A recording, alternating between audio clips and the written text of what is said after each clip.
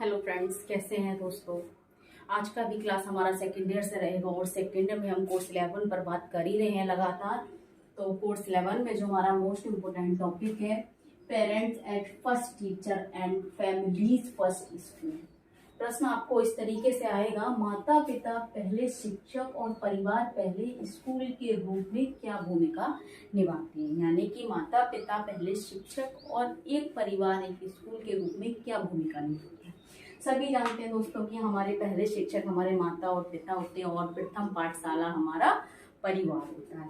तो इनकी क्या भूमिका है एक बच्चे के जीवन में, चाहे वो विकलांग बच्चा हो या सामान्य बच्चा हो, इसी चीज को। ठीक है, 5 नंबर के लिए मोस्ट इम्पोर्टेंट टॉपिक रहेगा। शुरू करते हैं।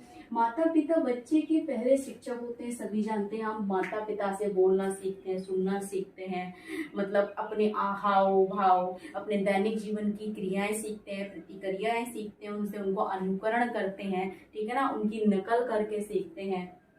ठीक, शिक्षक होते हैं। और घर बच्चों की पहली कक्षा होती है, क्योंकि हम पहले घर में ही सीखते हैं। एक समय के अनुसार चलना हमें माँ सिखाती है। ठीक है, हमने सुबह उठकर क्या करना है, शाम को सोना है, सुबह उठना है, सुबह में क्या करना है, नाश्ता क्या होता है, खाना होता है, आना जाना, उठना, खड़े होना, समझना, सुनना।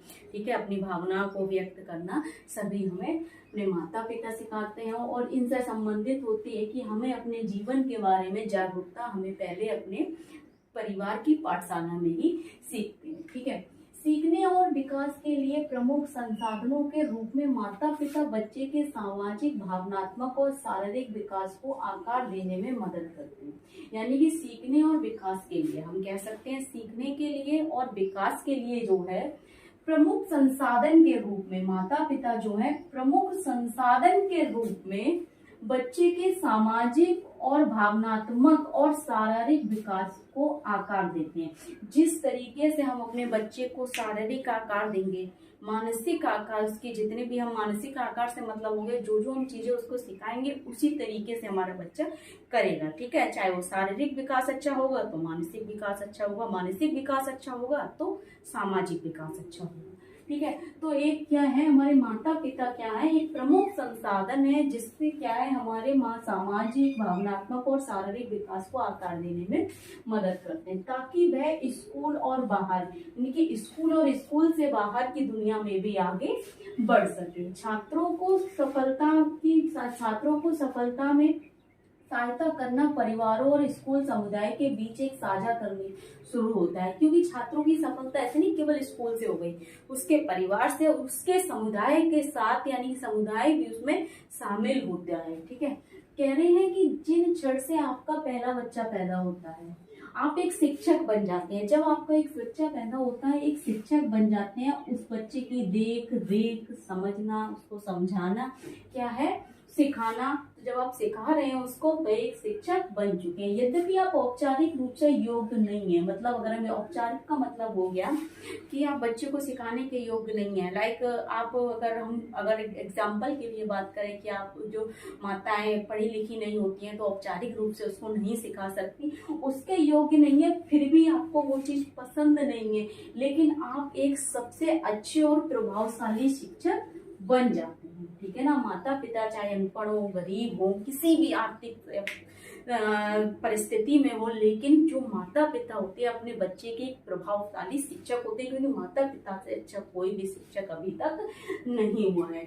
आपके बच्चे का पहला शिक्षक बनना जितना आसान लगता है, यानी कि जितना आसान हमें अपने बच्चे का शिक्षक बनने लगता है, उससे कहीं ज्यादा लाभ आपके बच्चे को मिलता है कि आप एक बच्चे के शिक्षक बनके उसको क्या क्या मदद कर सकते हैं, क्या क्या सहायता कर सकते हैं। कह रहे हैं जितना आपके बच्चे को पहला शिक्षक बनना जितना आसान लगता है, उससे कहीं अधिक आसान है अपने बच्चे की सहायता करना। यानी कि आप अपने बच्चे के शिक्षक बनकर किस किस प्रकार अपने बच्चे की आप सहायता करते हैं। ठीक है, कैसे, जैसे कह रहे हैं सुरक्षित और भरोसेमंद आत्म जागरूकता विकसित करने में सहायता करते हैं आप अपने बच्चे की। कैसे, जॉन बॉल्बी का कहना है कि माँ पालन पोषण करके अपने बच्चे का लगाव आप बच्चे को जीवन के एक इष्टतम आधार देते हैं। जब माँ अपने बच्चे को लालन पालन कर रही है, उसकी पेरेंटिंग कर रही है, उसका लालन पालन कर रही है, तो एक उसके जीवन का आधार दे रही है, उसमें सामाजिक क्रियाएं सिखा रही है, मानसिक क्रियाएं सिखा रही है, उसको बोलना सिखा रही है, अनुकरण करना सिखा रही है, ठीक है ना। जब हम बच्चे को गोद में स्माइल करना सिखा रही है, सोशल स्माइल इंटरेक्शन सिखा रही है, फीडिंग करा रही है, उसको ईटिंग सिखा रही है, कुछ ना कुछ वो सिखाती है। और एक कह रहे हैं कि अपने बच्चे को जीवन के लिए इष्टतम आधार प्रदान करती है, एक नींव जो ना केवल विश्वास पैदा करती है, यानी कि जो एक नींव बता रहे हैं माँ से शुरू होती है बच्चे की, ना केवल विश्वास पैदा करती है बल्कि उन्हें आत्म जागरूकता और दूसरों के प्रति विचार की स्वस्थ भावना भी देती है, यानी कि दूसरों के प्रति भी वो क्या है, विचार की एक स्वस्थ भावना भी देती है। लगाव का यह रूप आपके बच्चे को बाहरी दुनिया का पता लगाने के लिए सुरक्षित आधार प्रदान करने में मदद करता है। उससे क्या होता है, बच्चा अपने बाहर की दुनिया को समझता है, जानता है, माँ बताती है कि वो क्या है, इससे क्या होता है, माँ सिखाती है चलना है, उस पर उठना है, बैठना है, ठीक है ना, कौन सी चीज खाने की है, कौन सी नहीं खाने की है, बोलने के लिए हाँ सिखा रही है, हंसना सिखा रही है। वो सब कह रहे हैं कि ये क्या करती है, बाहर की दुनिया का पता लगाने के लिए सुरक्षा आदि प्रदान करती है। दूसरा कह रहे हैं प्रारंभिक सामाजिक कौशल विकसित करने में मदद करना। कैसे आप प्रारंभिक सामाजिक कौशल विकसित करते हैं माता पिता, आपके साथ एक सुरक्षित लगाव बनाने के अलावा माता पिता के रूप में आपके बच्चे का पहला शिक्षक होने से सामाजिक कौशल विकसित करने में मदद मिलती है। वो मतलब कह रहे हैं कि जो माता आपके साथ एक सुरक्षित लगाव है, बच्चे का एक अच्छा एक लगाव मतलब एक बॉन्डिंग है आपकी बच्चे के साथ, आप समझ रहे हैं, बहुत अच्छी वाली, उसके प्यार से, पालन पोषण से, तो आप अपने बच्चे का जो शिक्षक होने से सामाजिक कौशल विकसित करने में मदद मिलती है, जिससे आप जैसा सिखाते हैं बच्चे के बारे में वह सामाजिक कौशल को वैसा ही सीखता है। बच्चे नकल करके सीखते हैं, ठीक है ना, और इसमें सामाजिक परिस्थितियों के साथियों के साथ सीखना भी शामिल होता है, मतलब परिवार के साथ, चाहे वो जैसे भी तरीके की परिस्थिति होती है वैसा ही सामाजिक कौशल में सीखते हैं, जैसे कि कक्षा में होता है, जैसे कि कक्षा में सिखाया जाता है। लेकिन आपका घर परिणाम देने के लिए किसी भी औपचारिक स्कूल के कक्षा जितना अच्छा है, वो कह रहे हैं जैसे कि एक औपचारिक स्कूल में दिया जाता है, ठीक है।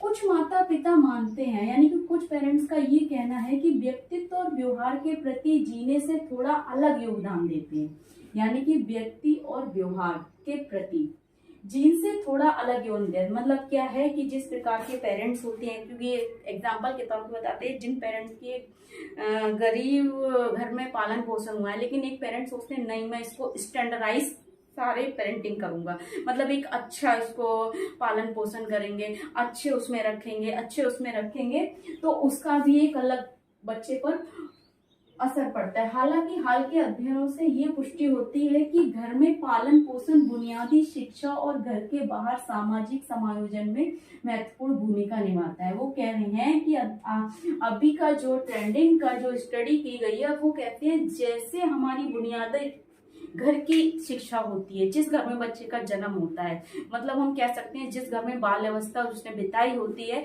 वही उसकी जो शिक्षा है, कह रहे हैं कि सामाजिक समायोजन में महत्वपूर्ण भूमिका निभाता है। उसके बाद चाहे वो कितना भी स्टैंडर्ड है, जो उसकी एक बुनियादी शिक्षा उसने सीखी है वही बाहर निकल के आती है। नेक्स्ट कह रहे हैं मूल्यों और नैतिकता को स्थायित्व करने में मदद करना। कैसे, आप सभी नैतिक मूल्यों और दृष्टिकोणों के प्रमुख शिक्षक हैं, यानी कि माता पिता जो हैं नैतिक मूल्यों और दृष्टिकोणों के प्रमुख शिक्षक हैं।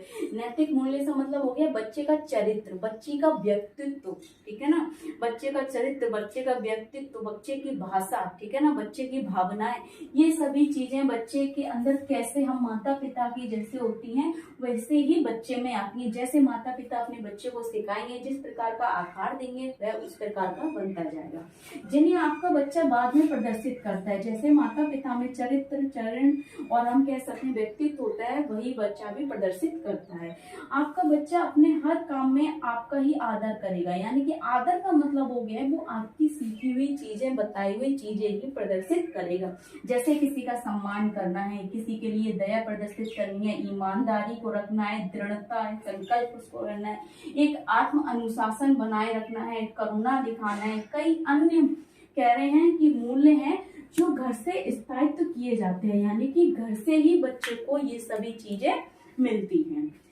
सम्मानजनक मूल्य और नैतिकता का पोषण करके आप अपने बच्चे को सही गलत को समझने और समाज में सकारात्मक योगदान देने के लिए आधार तैयार करते हैं।